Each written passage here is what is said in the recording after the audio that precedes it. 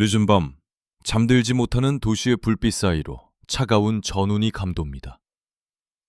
우리가 매일 사용하는 만원권 지폐, 그 위에 새겨진 숫자는 어제와 오늘이 같지만 그 가치를 결정짓는 거대한 흐름은 지금 이 순간에도 무서운 속도로 요동치고 있습니다. 세계 경제의 혈액이라 불리는 달러, 그 강대한 권력이 전 세계를 집어삼키는 포식자로 돌변할 때 국경 너머에 보이지 않는 전쟁은 시작됩니다. 환율은 단순히 숫자의 변동이 아닙니다. 그것은 한 국가의 국부이자 평범한 가장의 월급이며 우리 아이들의 미래를 담보로 한 거대한 도박판의 성적표입니다. 지금 대한민국은 그 어느 때보다 위험한 고립의 길로 내몰리고 있습니다. 환율 1,400원 시대라는 숫자가 주는 압박감 뒤에는 우리가 외면하고 싶었던 잔인한 진실이 숨어 있습니다. 미국이 금리를 올리고 달러를 걷어들일 때마다 지구 반대편의 신흥국들은 피를 흘리며 쓰러져 갔습니다. 과거 1997년 IMF 외환위기의 트라우마가 우리를 여전히 괴롭히는 이유는 그 상처가 단순히 과거의 것이 아니라 언제든 반복될 수 있는 시스템의 한계임을 본능적으로 알고 있기 때문입니다. 이제 우리는 질문해야 합니다. 왜 달러가 강해질수록 우리의 삶은 팍팍해지는가? 왜 우리는 미국의 결정 하나에 국가의 운명을 걸어야 하는가? 그리고 지금 이 순간 원화는 왜 그 거대한 흐름 속에서 외롭게 고립되어 가는가? 달러의 역설은 단순히 경제학의 용어가 아닙니다. 그것은 생존의 문제입니다. 수출로 먹고 사는 나라에서 환율의 급등은 축복이 아닌 재앙의 전조가 되었습니다. 수입 물가가 치솟고 가계부채가 한계치에 다다랐으며 기업들은 자금 조달의 활로를 잃어가고 있습니다. 이 다큐멘터리는 그 기상천외한 환율 전쟁의 실체를 파헤치고 우리가 직면한 거대한 위기의 본질을 추적하려 합니다. 보이지 않는 손이 휘두르는 칼날 앞에선 대한민국 경제, 그 위태로운 경계선 위에서 우리는 어떤 선택을 해야 하는지 지금부터 그 냉혹한 진실의 기록을 시작합니다. 환율 위기는 언제나 조용한 신호에서 시작됩니다. 평소라면 대수롭지 않게 넘겼을 뉴스 한 줄, 미국 연방준비제도 의장의 모호한 발언 하나가 전 세계 자본의 흐름을 바꿉니다. 외환시장의 숫자가 흔들리기 시작하는 순간 시장은 본능적인 공포에 휩싸입니다. 달러 가치의 상승은 단순한 원화 약세를 의미하지 않습니다. 이는 전 세계 자본이 가장 안전한 피난처인 미국으로 되돌아가고 있다는 신호입니다. 이른바 달러 스마일 현상 뒤에서 신흥국들은 깊은 위기에 직면합니다. 한국 정부가 아무리 경제 펀더멘털의 안정성을 강조해도 외국인 투자자들은 냉정하게 자금을 회수합니다. 주식시장의 대형 종목들이 무너지고 채권 금리는 급등하며 기업들의 자금 조달은 빠르게 경색됩니다. 이것이 위기의 시작입니다. 특히 한국은 대외 의존도가 매우 높은 구조를 가진 경제입니다. 에너지와 식량을 수입에 의존하는 상황에서 환율 상승은 곧바로 물가 급등으로 이어집니다. 기름값과 생활물가가 오르면서 서민들은 비로소 위기를 체감하게 됩니다. 그러나 더 심각한 문제는 눈에 보이지 않는 곳에서 발생합니다. 환차손을 감당하지 못한 중소수입업체들은 도산 위기에 몰리고 달러 부채를 안고 있는 기업들은 가만히 있어도 빚이 늘어나는 상황에 놓입니다. 이와 함께 국가 부도 위험을 나타내는 CDS 프리미엄이 상승하기 시작하면 시장의 불안은 확신으로 바뀝니다. 이번에도 안전할 수 있을까라는 질문이 지배하는 순간 원화는 국제금융시장에서 기피 대상이 됩니다. 이미 여러 경제지표들은 경고를 보내고 있습니다. 경상수지 흑자폭은 줄어들고 외환 보유액의 건전성에 대한 의문이 고개를 듭니다. 우리는 지금 위기와 안정의 경계선 위에 서 있습니다. 위기는 결코 예고하지 않습니다. 조용히 스며들다가 어느 순간 거대한 파도가 되어 우리의 일상을 덮칩니다. 환율이 크게 흔들리면 경제의 유동성 체계 전반에 즉각적인 충격이 발생한다. 미국이 기준금리를 인상하면 전 세계로 퍼졌던 달러 자본은 더 높은 수익과 안전을 찾아 본국으로 회귀한다. 이 과정에서 한국과 같은 신흥국은 자본 유출을 막기 위해 금리를 따라 올릴 수밖에 없다. 이는 금리 역전에 대한 방어이지만 그 대가는 크다. 국내 금리가 오르는 순간 약 1,900조 원에 달하는 가계부채는 곧바로 부담으로 전환된다. 소득은 정체된 반면 이자 상환액은 늘어나고 중산층의 가처분 소득은 빠르게 줄어든다. 소비 위축과 내수 둔화가 동시에 나타나며 자산 가격 하락이 다시 소비 심리를 압박하는 역의 자산 효과가 나타난다. 기업들 역시 조달금리 상승으로 투자를 멈추고 자금 흐름이 경색된다. 고환율이 수출에 유리하다는 기존 공식은 더 이상 유효하지 않다. 원자재와 중간재를 달러로 수입해야 하는 구조에서 환율 상승은 비용 부담을 키운다. 수입 물가 상승은 생산자 물가와 소비자 물가로 이어지며 인플레이션을 고착화한다. 중앙은행은 금리를 올리면 부채가, 내리면 환율이 문제되는 딜레마에 빠진다. 이 과정에서 부동산을 비롯한 자산 시장이 먼저 흔들리고 신용 경색은 실물 경제를 더욱 압박한다. 달러라는 기축통화의 힘은 이렇게 전 세계로 충격을 전파한다. 과거의 역사는 현재를 비추는 가장 잔인한 거울입니다. 우리가 겪고 있는 환율과 부채의 위기가 한국만의 특수한 상황이라고 자위하기에는 이미 세계 곳곳에서 벌어진 비극적인 사례들이 너무나 선명한 경고를 보내고 있습니다. 가장 먼저 떠올려야 할 곳은 한때 세계 5대 부국이었던 아르헨티나입니다. 포퓰리즘 정책과 방만한 재정 운영은 화폐 가치의 폭락을 가져왔고 달러 대비 페소화의 가치는 휴지 조각이 되었습니다. 사람들은 물건을 사기 위해 돈 뭉치를 자루에 담아 가야 했으며 자국 화폐에 대한 신뢰가 무너진 자리를 달러가 대신하는 달러라이제이션의 고통을 겪었습니다. 터키의 리라화 폭락 사태 역시 시사하는 바가 큽니다. 정치적 압력에 굴복한 중앙은행이 금리 인상 시기를 놓쳤을 때 외화가 얼마나 무서운 속도로 빠져나가는지를 똑똑히 보여주었습니다. 베네수엘라의 초인플레이션이나 그리스의 국가부도 위기는 단순히 먼 나라의 이야기가 아닙니다. 이들의 공통점은 외환 보유액이 바닥나고 대외 신인도가 추락하는 순간 국가 시스템 전체가 마비되었다는 점입니다. 대한민국은 어떠합니까? 우리는 이미 1997년 단기 외채 관리에 실패하며 국가 파산의 문턱까지 갔던 뼈아픈 기억이 있습니다. 당시 원달러 환율은 2,000원 선을 돌파했고 금리는 30%까지 치솟았습니다. 대우그룹을 비롯한 거대 기업들이 쓰러졌고 수많은 가장이 거리로 내몰렸습니다. 2008년 글로벌 금융위기 당시에도 한국은 통화스와프라는 생명줄이 없었다면 다시 한번 심연으로 추락했을 것입니다. 현재의 위기가 과거와 다른 점은 당시에는 특정 국가나 지역의 문제였다면 지금은 전 지구적인 달러 패권의 강화와 공급망 붕괴가 동시에 진행되고 있다는 사실입니다. 일본조차 엔저 현상으로 인해 값싼 일본이라는 조롱을 받으며 국력이 쇠퇴하는 모습을 보이고 있습니다. 세계 3위의 경제대국인 일본조차 달러의 공습 앞에 흔들리는데 기축통화국도 아니며 대외 의존도가 높은 한국이 안전지대일 리 없습니다. 글로벌 달러 패권의 파동이 한국 경제라는 폐쇄적이고도 민감한 생태계에 닿는 순간 그 파괴력은 증폭됩니다. 가장 먼저 타격을 입는 곳은 대한민국 경제의 뿌리인 수출 전선입니다. 과거에는 고환율이 가격 경쟁력을 높여 수출에 유리하다는 공식이 통했지만 이제는 상황이 완전히 달라졌습니다. 원자재 가격 급등과 공급망 재편으로 인해 생산 비용 자체가 달러로 책정되는 구조 속에서 원화 가치 하락은 오히려 기업의 마진을 갉아먹는 북소 조항이 되었습니다. 특히 반도체와 자동차 등 주력 산업들이 글로벌 시장에서 격렬한 점유율 전쟁을 벌이는 가운데 원화의 고립은 자금 조달 비용의 상승으로 이어져 미래를 위한 R&D 투자마저 위축시키고 있습니다. 실물 경제의 위기는 곧바로 금융시장의 공포로 전이됩니다.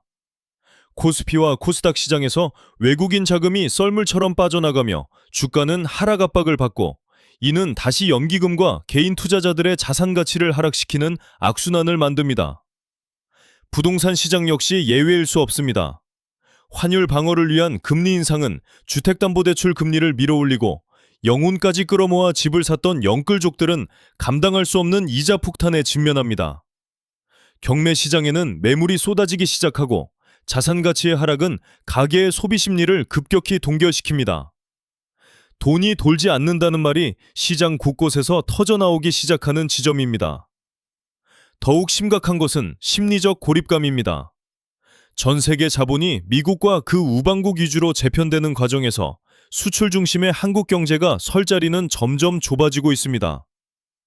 에너지의 90% 이상을 수입하는 나라에서 에너지 수입 비용의 증가는 공공요금 인상으로 이어져 서민들의 생계비를 압박합니다.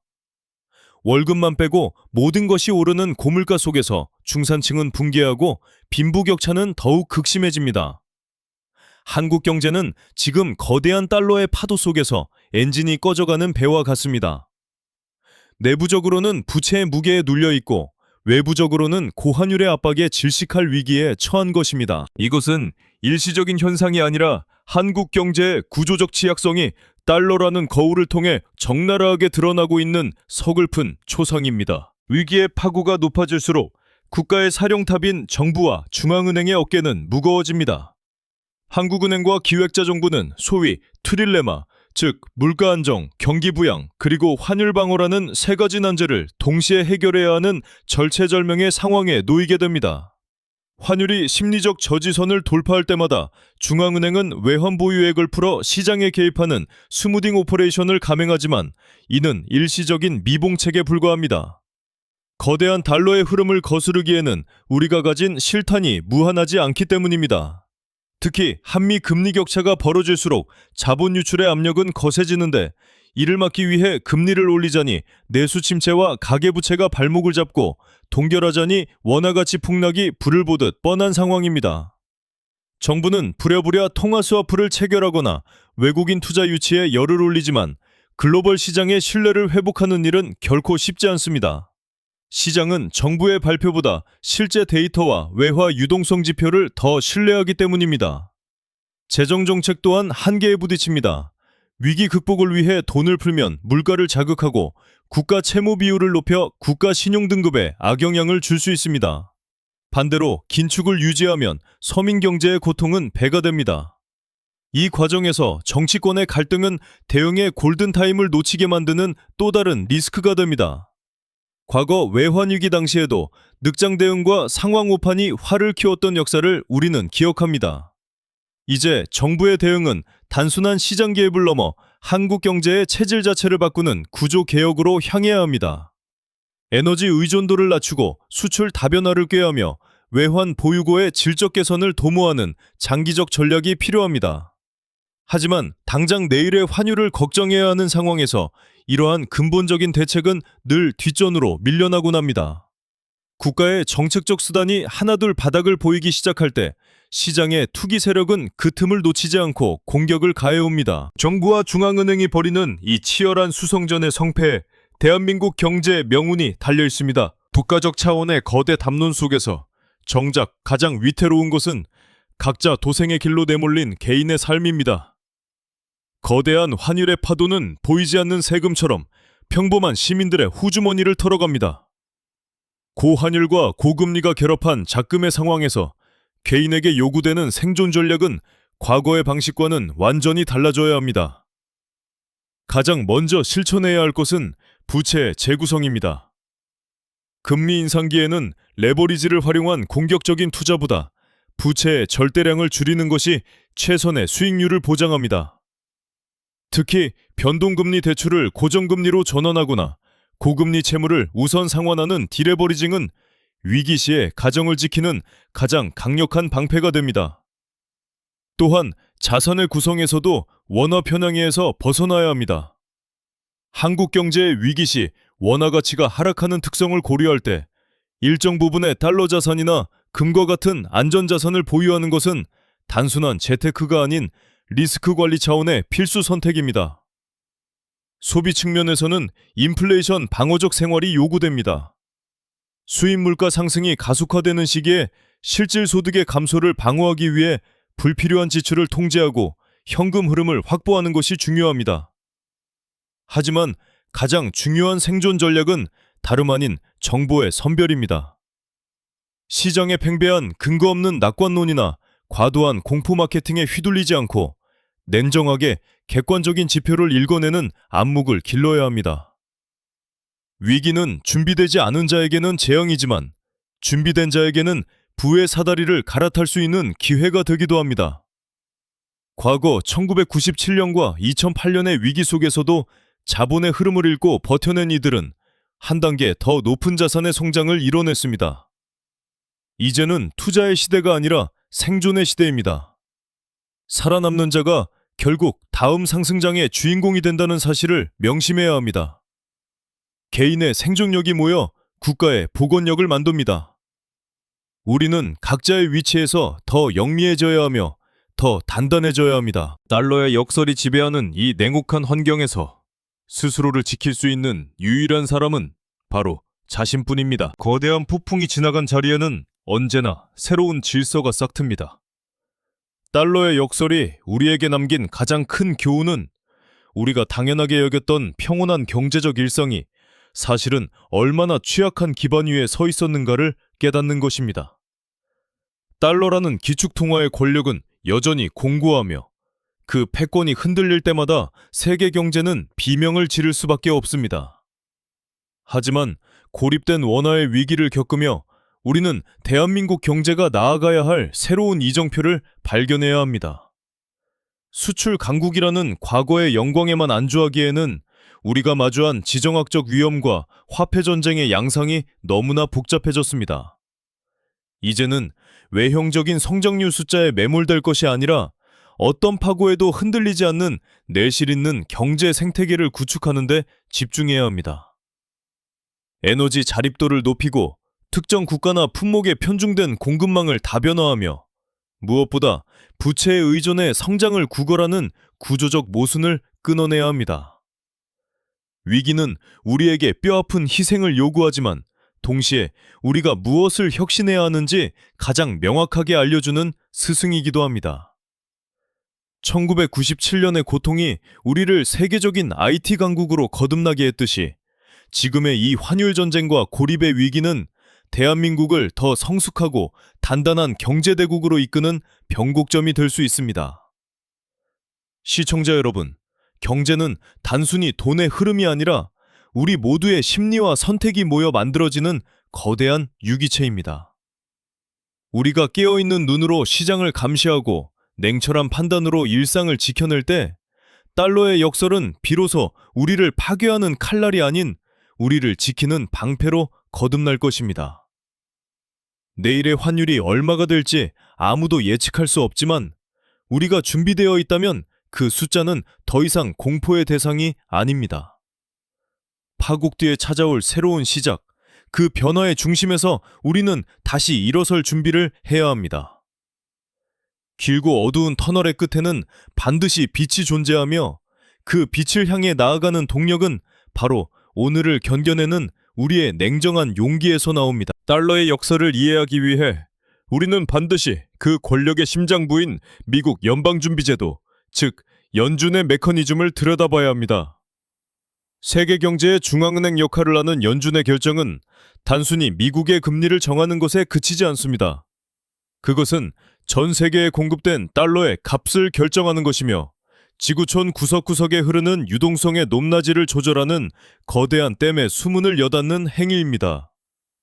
2020년 팬데믹 다시 연준은 전례 없는 속도로 달러를 찍어내며 시장에 온기를 불어넣었습니다.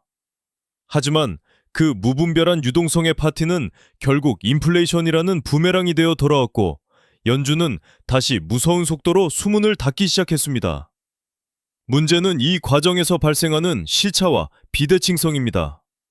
미국의 물가를 잡기 위한 급격한 금리 인상은 전 세계 달러를 블랙홀처럼 빨아들입니다. 이때 한국과 같은 신흥국들은 자국의 경제 상황과 관계없이 자본 유출을 막기 위해 억지로 금리를 올려야 하는 상황에 처합니다. 연준의 의장이 기자회견장에서 던지는 당분간 고금리를 유지하겠다는 말 한마디는 서울의 아파트 담보대출 금리를 올리고 창원의 중소기업 사장님의 한숨을 깊게 만듭니다. 이것이 바로 달러 패권의 횡포이자 우리가 직면한 고립의 본질입니다. 1971년 미국의 재무장관 존 코널리가 했던 달러는 우리의 화폐지만 당신들의 문제입니다. 라는 오만한 선언은 수십 년이 지난 지금도 여전히 유효합니다. 연준은 오직 미국의 고용과 물가만을 보고 달러를 통제하지만 그 여파로 발생하는 타국의 경제 붕괴에 대해서는 책임지지 않습니다. 우리는 지금 연준이 설계한 거대한 통화 질서 안에서 철저히 종속된 채 살아가고 있습니다. 달러가 강해질수록 미국의 구매력은 올라가지만 달러를 빌려 쓴 전 세계 모든 이들의 부채 부담은 기하급수적으로 늘어납니다. 이 불공평한 게임의 규칙을 이해하지 못하면 우리는 영원히 연준의 입만 바라보며 일희일비하는 천수답 경제에서 벗어날 수 없습니다. 미국이 주도하는 달러 중심의 질서에 균열이 가기 시작하면서 전 세계는 이른바 환율의 무기화 시대에 접어들었습니다. 과거의 환율 전쟁이 자국 상품의 수출 경쟁력을 높이기 위해 화폐 가치를 낮추는 방식이었다면 지금의 전쟁은 자국의 물가를 안정시키기 위해 화폐 가치를 억지로 끌어올리는 역환율 전쟁의 양상을 띠고 있습니다. 달러가 지나치게 강해지자 다른 국가들은 자국 화폐 가치의 폭락을 막기 위해 보유한 달러를 내다 팔며 방어전에 나서고 있습니다. 특히 중국과 러시아를 필두로 한 브릭스 국가들은 달러 의존도를 낮추기 위해 위안화 결제를 확대하거나 금 보유량을 늘리는 등 탈달러화에 박차를 가하고 있습니다. 이러한 지정학적 구도의 변화는 원화에게는 치명적인 고립을 의미합니다. 한국은 미중 갈등의 최전선에서 경제적 선택을 강요받는 처지이며 위안화와 달러 사이에서 원화의 변동성은 더욱 증폭되고 있습니다.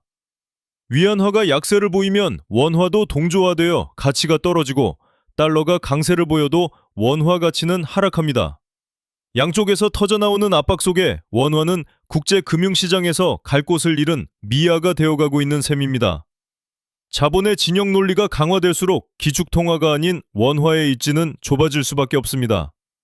특히 에너지와 핵심 광물을 자원 부국들의 통화로 결제해야 하는 상황이 올 경우 달러만 믿고 있던 한국의 외환 시스템은 심각한 타격을 입게 됩니다. 기상천외한 환율 전쟁은 이제 단순히 경제 논리를 넘어 국가 생존을 건 전략적 전투가 되었습니다. 우리는 지금 달러라는 단일 기둥으로 지탱되던 세계 경제의 지붕이 흔들리는 소리를 듣고 있습니다. 그 지붕이 무너질 때 가장 먼저 비바람을 맞게 될 곳은 바로 준비되지 않은 비기축통화국들입니다. 환율 전쟁의 포화 속에서 가장 취약한 고리는 바로 부채입니다. 특히 한국 경제의 고질적인 병폐인 가계부채와 기업부채는 고환율, 고금리라는 외부 충격이 가해질 때 가장 먼저 터져나오는 도화선이 됩니다. 달러 가치가 상승하면 국내 물가를 잡기 위해 금리를 인상하게 되는데 이는 대출 비중이 높은 자산 시장의 기초를 흔듭니다. 특히 지난 수년간 저금리 파티에 취해 부동산 시장으로 흘러들어간 수백조 원의 자금은 이제 거대한 이자 비용에 늪이 되어 돌아왔습니다. 소득의 절반 이상을 원리금 상환에 쏟아붓는 DSR, 총부채 원리금 상환 비율의 한계치에 다다른 가구들이 늘어날수록 내수 소비는 질식 상태에 빠집니다. 더욱 위험한 것은 기업 부채, 그 중에서도 중소기업과 한계 기업들의 상황입니다. 원자재를 수입해야 하는 기업들에게 고환율은 비용 상승을 의미하고 금리 인상은 조달 비용의 상승을 의미합니다. 수익으로 이자조차 감당하지 못하는 소위 좀비 기업들이 속출하고 이들의 부실은 결국 금융권의 건전성 악화로 이어집니다. 특히 최근 불거진 부동산 PF, 프로젝트 파이낸싱 대출의 부실화는 환율 위기가 어떻게 금융 시스템 전체의 붕괴로 이어질 수 있는지를 보여주는 전조 증상입니다. 글로벌 자본은 냉정합니다. 한 국가의 부채 비율이 통제 불능 상태라고 판단되는 순간 자본 유출은 걷잡을 수 없는 속도로 가속화됩니다. 한국은 튼튼하다는 정부의 호언장담이 시장의 신뢰를 얻지 못하는 이유도 바로 이 거대한 부채의 산 때문입니다. 환율은 그 나라의 종합적인 성적표이며 부채는 그 성적표를 갉아먹는 가장 치명적인 암세포입니다. 달러의 공습 앞에 우리가 가진 방패가 부채라는 녹슨 칼이라면 그 결과는 참혹할 수밖에 없습니다. 부채의 위기는 숫자의 위기를 넘어 사회 시스템 전체의 신뢰가 무너지는 파국으로 치닫게 됩니다. 환율의 파국가 실물 경제의 둑을 넘어서면 그 피해는 사회적 약자들에게 가장 가혹하게 전가됩니다. 고환율로 인해 수입 원자재 가격이 오르면 대기업들은 이를 제품 가격에 반영하여 리스크를 상쇄할 수 있지만 골목 상권의 자영업자나 저소득층은 치솟는 물가를 온몸으로 받아내야 합니다. 밀가루, 식용유, 에너지 비용의 상승은 식당의 메뉴판을 바꾸고 난방비를 걱정하게 만들며 결과적으로 서민들의 실질 임금을 삭감하는 효과를 가져옵니다. 이것이 바로 환율이 만드는 보이지 않는 약탈의 실체입니다. 특히 우려스러운 점은 청년 세대가 마주한 절벽입니다. 자산 가격의 폭등과 뒤이은 고금리, 고환율의 압박 속에서 저축을 통한 자산 형성은 불가능에 가까워졌습니다. 일자리는 줄어들고 생계비는 오르는 스태그플레이션의 전조 현상은 미래에 대한 희망을 앗아갑니다. 결혼과 출산을 포기하는 사회적 현상 뒤에는 이처럼 냉혹한 경제적 역학관계가 숨어 있습니다. 환율 10원, 20원의 변동은 뉴스 속 숫자에 불과해 보이지만 그것이 쌓여 만들어낸 물가 폭등은 평범한 한 가정의 저녁 식탁을 초라하게 만들고 아이들의 교육 기회를 박탈합니다. 빈부격차는 더욱 심화됩니다. 달러 자산을 미리 보유했거나 자본의 이동 경로를 미리 파악한 자산가들은 위기 속에서 오히려 부를 증식시키지만 오직 원화 소득에만 의존하는 근로자들은 가만히 앉아 자신의 노동 가치가 하락하는 것을 지켜봐야 합니다. 경제 위기가 발생할 때마다 중상층이 붕괴하고 빈곤층이 확대되는 이유는 환율과 금리라는 메커니즘이 부를 재분배하는 과정에서 철저히 자본 권력의 편에 서기 때문입니다. 우리는 지금 숫자의 전쟁을 넘어 인간의 존엄성을 위협하는 생존의 전쟁터를 목도하고 있습니다. 고립된 원화와 강한 달러 사이에서 소외된 이들의 비명은 이 경제적 전쟁이 얼마나 비인간적인지를 적나라하게 보여줍니다. 경제 위기의 전조는 종종 금융시장의 가장 예민한 지표인 CDS 프리미엄의 상승에서 시작됩니다. 신용부도 스왑, 즉 국가나 기업이 파산했을 때 손실을 보상해주는 이 파생상품의 가격이 오른다는 것은 국제금융시장이 해당 국가를 위험군으로 분류하기 시작했다는 강력한 신호입니다. 원화의 가치가 급락하고 달러가 귀해지는 상황에서 해외 투자자들은 한국의 대외 지급 능력에 의문을 던집니다. 한국은 과연 충분한 달러를 가지고 있는가? 이 단순한 질문이 시장의 공포를 자극할 때 외환 보유액의 건전성은 국가 생존의 최후 보루가 됩니다. 현재 한국의 외환 보유액은 표면적으로는 수천억 달러에 달하지만 그 질적 구성을 뜯어보면 안심할 수만은 없습니다. 당장 현금화할 수 있는 예치금보다 유동성이 낮은 유가증권의 비중이 높고 위기 시 급격히 빠져나갈 수 있는 당위 외채의 비율이 상승하고 있다면 이는 외화 유동성에 덫에 걸린 셈입니다.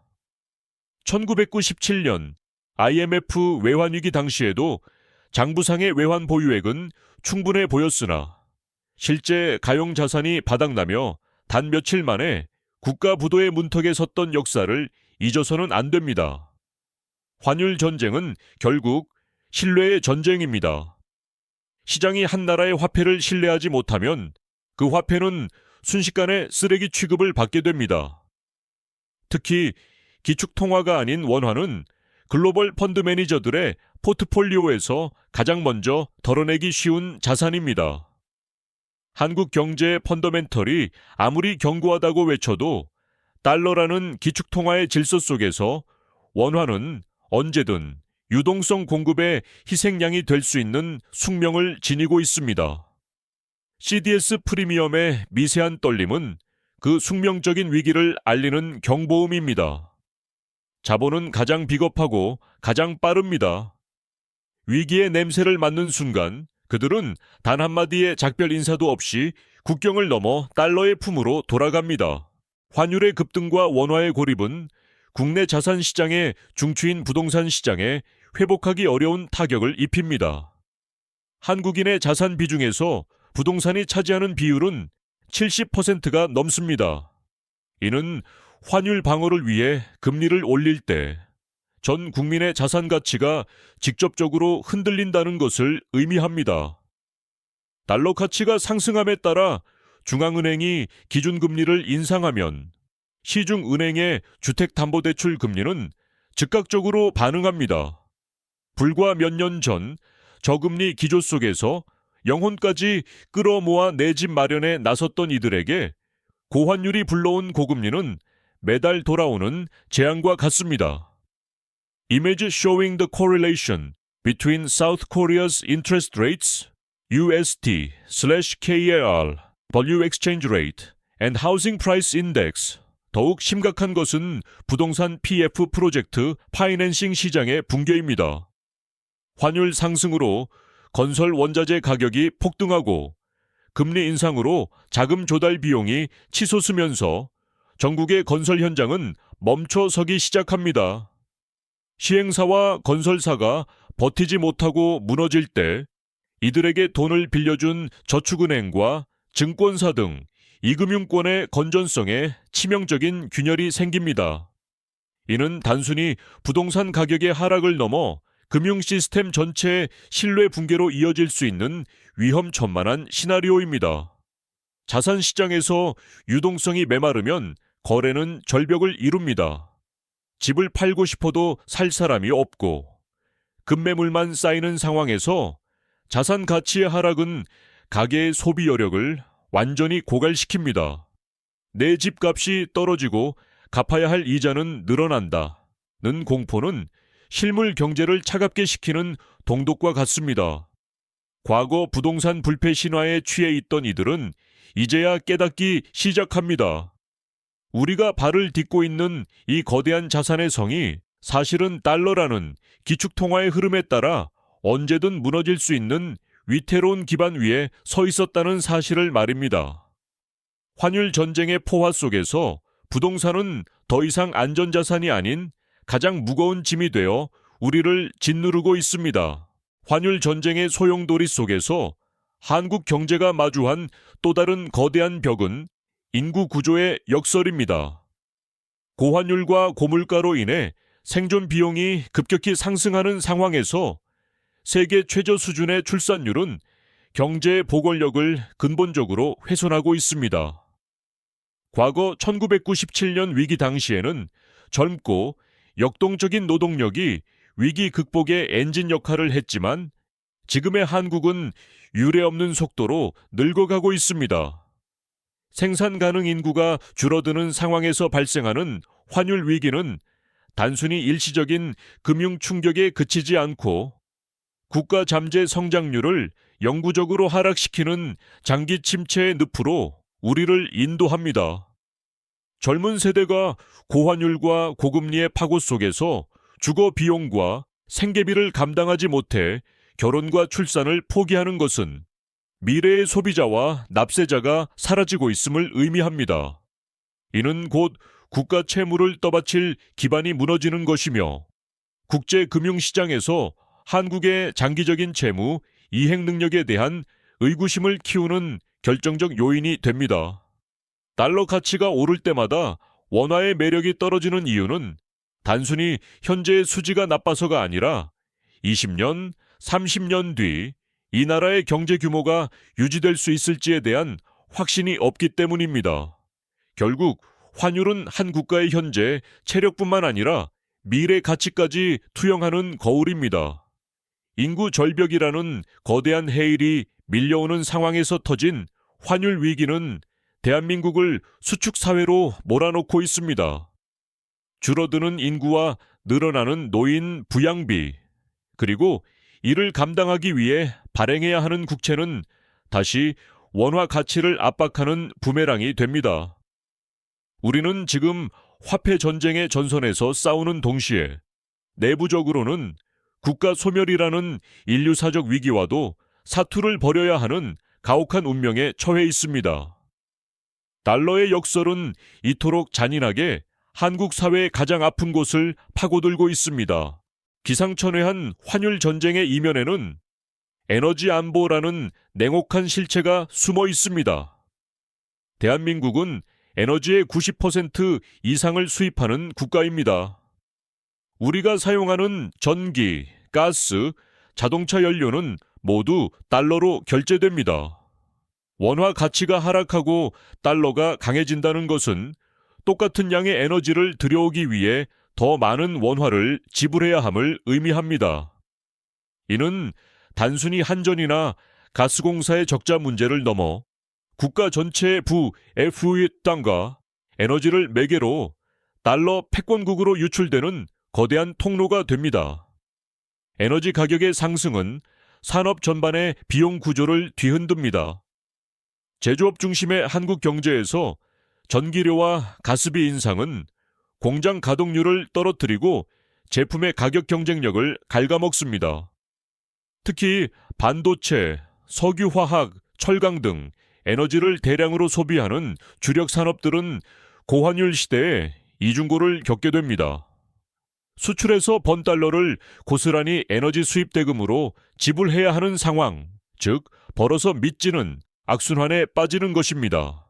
경상수지 흑자가 줄어들거나 적자로 돌아설 때 외환시장은 이를 한국 경제의 펀더멘털 훼손으로 간주하고 원화를 더욱 강하게 매도합니다.